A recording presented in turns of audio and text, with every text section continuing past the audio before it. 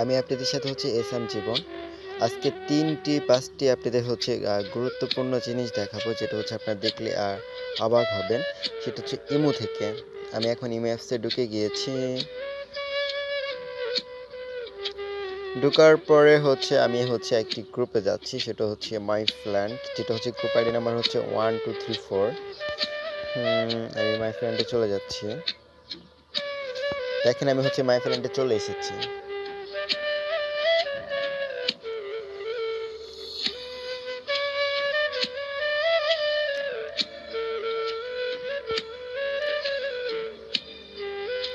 আসার পরে কি করতে হবে?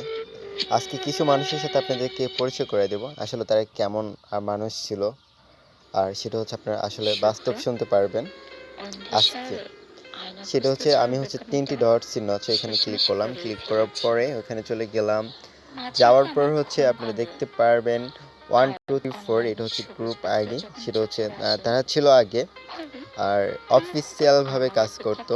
তাদের কি হয়েছে অফিসিয়াল কাজ করতে, যে তাদের একটিচিন করে আর ছেলেদেরকে অথবা মেয়েদেরকে আর বেস দেওয়ার কথা বলে বলে একটিচিন করা হতো, যেটা ভালোবাসা নিয়ে ইমুতে সেক্স করার জন্য ওরা তারা বেসের অফার দিয়ে দিয়ে পার্সোনালি নিয়ে নিত নাম্বার দিয়ে। তারা কিন্তু অফিসিয়াল বাবাকে কাজ করতো, তাদের অফিসিয়াল অ্যাসিস্ট্যান্ট বেস ছিল। দেখেন আইডিটা ভালো করে, এখন কিন্তু নাই তাদের অফিসিয়াল অ্যাসিস্ট্যান্ট বেস, মানে বেসটা তুলে নিয়েছে, অকারেজ করেছে। তাই নেক্সট আরেকটি মানুষের সাথে পরিচয় করে দেব। আপনারা দেখতে পাচ্ছেন উনি 2 নাম্বারে উনি অ্যাডমিন আছে, উনির আইডিটাও দেখতে পারবেন।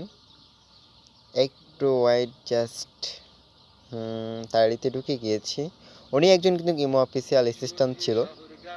এখন দেখেন উনির আইডিতে কিন্তু অ্যাসিস্ট্যান্ট নাই।